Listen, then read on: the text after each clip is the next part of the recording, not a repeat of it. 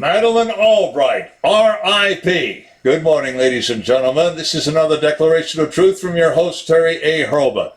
This morning we reflect on the career of Madeleine Albright and how an understandable scar from a bad memory turned her into a dangerous warmonger. And then we're going to talk about how those trying to remember her are using her as an excuse for policies that might bring more human tragedy. First, I want to shout out to the sponsor of this channel, which is Conservative News and Views, link in the description. And be sure to check out the awesome CNAV Store. Scroll down to the bottom for that link. Lots of good merchandise there, including this one, the Trumpinator. I'll be back. As you'll see, that will become relevant.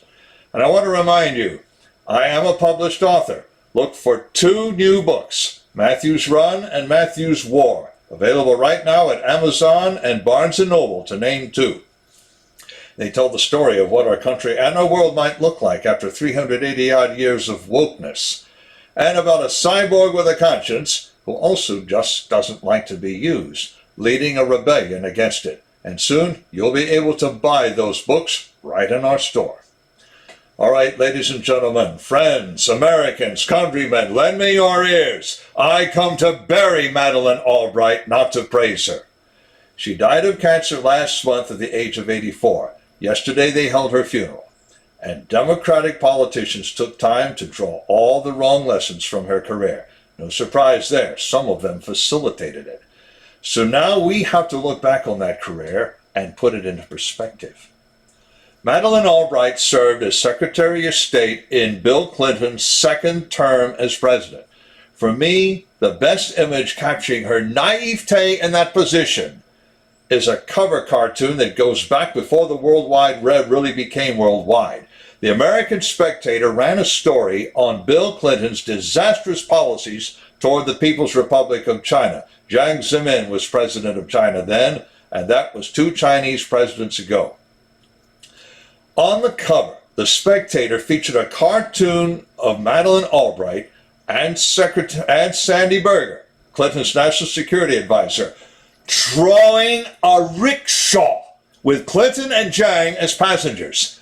Sadly, that image is not available unless someone has a back issue in a dusty old collection somewhere. Shortly after she died, Doug Bandow wrote for the Spectator perhaps the most honest look back on her life and career.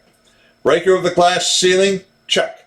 Immigration success story? Also check, because she was a first-generation American, having come to this country from Czechoslovakia before the split. But as a Secretary of State, she was a disaster. Bandow blames her for putting in place a policy of permanent hubris and war. People tend to think of Republicans as warmongers. That idea goes back to the Democrats, beginning with McGovern and then Carter, promoting communism as not so bad. But as then Senator Bob Dole said in 1976, Democrats started the great wars of the 20th century, and Madeleine Albright, more than any of her predecessors, laid the groundwork for permanent war. She once said, "My mindset is Munich." Well, that might not be so terrible, considering what followed from Neville Chamberlain's disastrous concessions to Adolf Hitler in Munich, and where she came from, Czechoslovakia, which the Nazis occupied. But that cannot excuse the human tragedy that policies Madeleine Albright advocated brought about. Sanctions against Iraq that hurt the people but not the leader. Intervening in the Balkans, the Serbia war, all had a real human cost. But to Madeleine Albright, that cost was worth paying for Pax Americana. Except we never got Pax Americana. Instead, we got endless war. But then Bandow sums up with 2 moments that take one's breath away.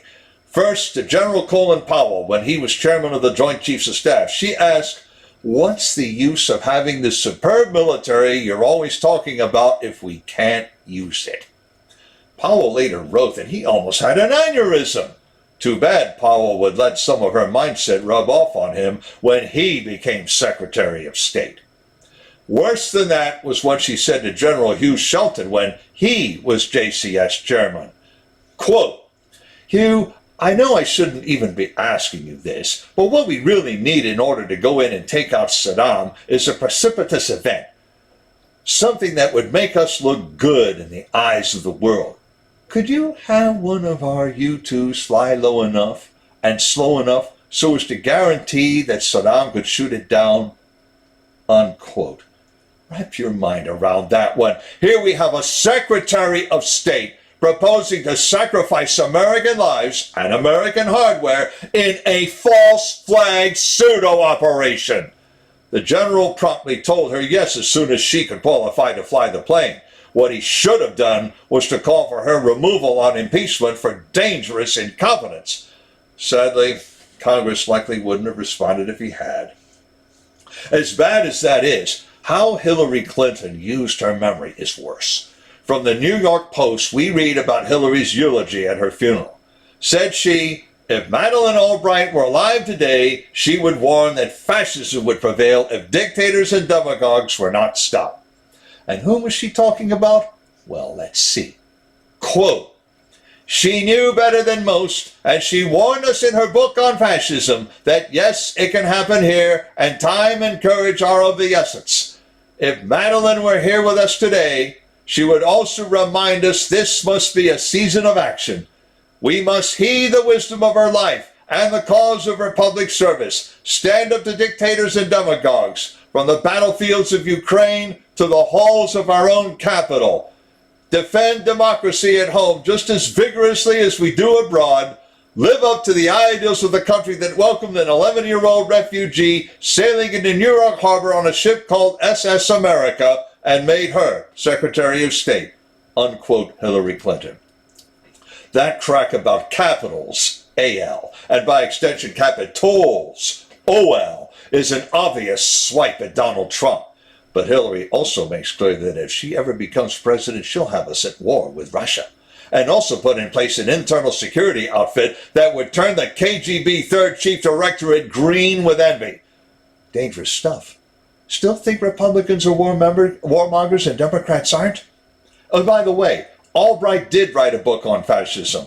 Nothing more than a screed against Trump. A reviewer at Vox not only admitted that, but indeed avowed it. Madeleine Albright is now at rest, but her ideas, as Doug Bandow reminds us, deserve to die. Sadly, we now know in whose minds they really live on. Or maybe not so sadly, because Hillary Clinton gave the game away. Did she, not Bill, pick Albright to be Secretary of State? Maybe so. Links to the description of the article, to a full-length video of the funeral, and to conservative news and views. I have another link to the awesome online store, as I mentioned. And if you like what you've heard, you can like this video and subscribe to this channel. This is Terry A. Hurlbut delivering another declaration of truth and reminding you to let the truth set you free.